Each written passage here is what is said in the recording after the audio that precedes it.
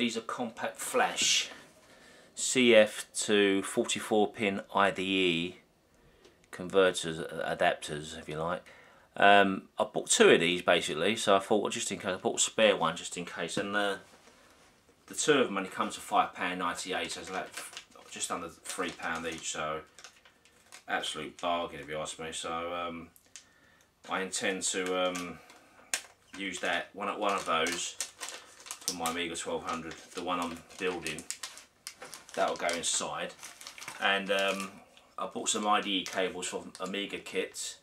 Really fast delivery actually. They come literally within a couple of days. It's a very top site if you're an Amiga enthusiast like myself. They're really cheap, and it's and they were like just a couple of quid each basically. I think about £3 to £4, and basically they'll be used because you don't really need a lot. You know, you just need to attach it to the motherboard and to that. You know, it just doesn't need a huge cable really, and you can just you don't even need to tape it down, but you can if you want to. And that's all of those will be used together with. Along with that, I bought a 4 gig SanDisk ultra compact flash, up to 30 megabytes per second, for $15.99 on eBay. There you see that, so that will be my hard drive in my new Amiga 1200, which I'm about to build within the next few days. And I think that so that's everything I need to get me started really to build my new Amiga. And I bought a couple of games for the Amiga, which I'm about to show. Still on the Amiga. Actually, before we carry on, I had a right result. Going through some of my stuff, and I found my dust cover for my Amiga 1200, which I bought back in '93. So I was well chuffed. It's still immaculate. Sorry about that, bit of a digression there, but anyway, back on track. Do forgive me, I'm perspiring a bit. It is really hot here in London at the moment. The next purchase, a really bizarre one actually. My next 2 items I bought off the same buyer, and it's actually the same buyer that I bought my CD-ROM for my Amiga actually, and I'm waiting for that in a few days. It's a really bizarre one. It's just purely nostalgia for personal reasons. It's a common Amiga Silica Catalogue. Now Silica Systems used to be a shop in London's West End's Tottenham Court Road, and that is where I bought my Amiga all those years ago, back in '93, and it really was just a nostalgic trip for me. When I saw this, I mean, I couldn't believe it actually. I thought, well, my God, it's just like, you know, wouldn't it be nice to see, you know, the packages that were available at the time when I bought my Amiga, like, you know, for instance, you know, there's pack stuff like, I mean, I suppose I could scan this and upload it to the website somewhere, but purely nostalgic, because that's where I bought my Amiga from, and it's a nice piece of history for me personally, because I think the company's gone tits up now. They went, oh, for our overseas fellows, that would be bankrupt, no longer trading. So quite, for me, a nice little piece of nostalgia there. And along with that, I bought the Amiga version of Sega's Shadow Dancer. Now, so incidentally, that cost me £1.50, but again, purely a personal buy there. There's the back cover. You can see how well you can see that. But this cost me £4.99 on eBay, and it was after I watched one of the Cubics 5.5, one of the channels I subscribe to here. They do a lot of Amiga long play games, like, so basically long plays are that they will show you the game from start to completion all the way through. It's fantastic, a fantastic channel. I'll leave a link down below. I'll urge you, if you like looking at classic retro games and watching them being complete, if you've got the time, because some of them can be like up to an hour plus, well worth checking out. But I watched them play the gameplay for Shadow Dancer, and what really impressed me about the Amiga version, it's quite faithful to the original Sega arcade version at the airport, etc, etc, which is always puzzled me with the Mega Drive or Sega Genesis version. It was completely different from the arcade version.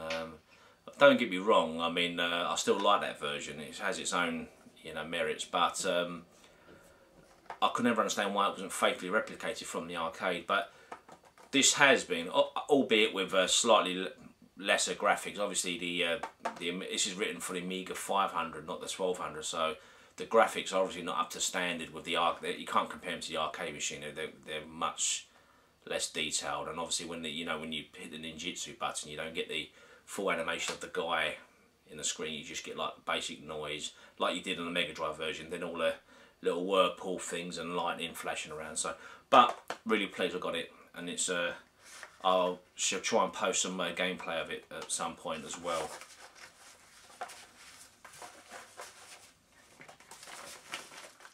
Last purchase for the Common Amiga, and this was after there's a guy I've subscribed to, I think his name's Billy Black, I can't remember, Billy Black 8 or something like that.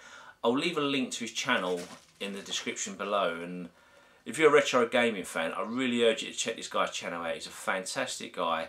He does some amazing interviews with cult game designers going back, you know, back in the day in the early 80s where it all began. You know, for instance, and this is what pushed me to buy this one, because he interviewed the guy that made this game, Syndicate, which originally was available for the Amiga and the PC at the time. I think there was a few other systems that came out as well, probably the Archimede, I'm not sure. But I remember I did have this back in the day originally, but obviously when I moved home, it's one of those that just it got lost, and I to this day I don't know what happened to it. I think I just got lost in the move. So I bought this again, and that cost me. It wasn't too bad. I mean, it's $11.95 it cost me, and I'm quite pleased with it. It's a nice purchase, and it's one of those games that even today, I mean, I flicked it on, had a quick go on it, and it's still addictive even today, to be honest. Even though it's by today's standards it's quite dated, but then it's by today's standards it's probably not as pretty as the modern day games you get today, like role playing games, etc. But that's what us retro games are about, reliving games that we used to love back in our youth, or you know, in our earlier days. Right, that's it now for the Amiga. My last purchase is and I couldn't believe this. I mean, I got this really cheap. I was the only one that bid for it as well. It cost me £6.05, and it's a ZX Spectrum Plus. I'm a closer look there if you can see. Now I owned one of these back in the day, and I've got the Spectrum 128, which is up in my loft.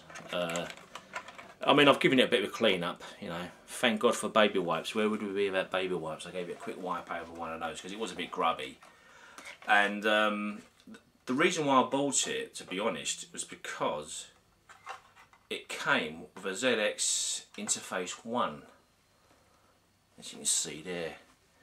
Now, sometimes these can, I may be wrong, but sometimes you can go for ridiculous money, these interfaces.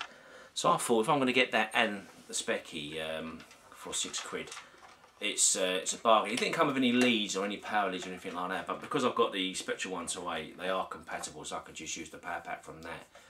But it was sold as seen, because it was untested. Obviously, because he had no leads. He literally found it in his loft, and you know, the enter key, the return key, is very spongy. Just doesn't. But to be fair to the guy, he did say that in the description, so I accept that fully. I mean, it could be just that it needs a new membrane, so when I get a chance, I'll take it apart, have a look, and just replace the membrane if need be. Well, that's it for this for now, guys. I have got a few more packages en route, and as soon as they come in, I will be doing an unboxing video. I'm not going to only do unboxing. I know it just seems like I'm doing unboxing videos at this moment, but I do intend to do some gameplay footage as well. And like I said, when I start the project of building that Amiga, I might record that and edit it and show that, you know, the progression of that to completion, and hopefully, fingers crossed, it will work once I. Anyway, guys, thanks for watching, and hopefully I'll have some more videos uploaded soon. And like I said, I'll do some gameplay videos, not just unboxing ones, because they can get a bit boring, I suppose, for many viewers if I just keep doing those. But take care, guys, and I'll see you soon.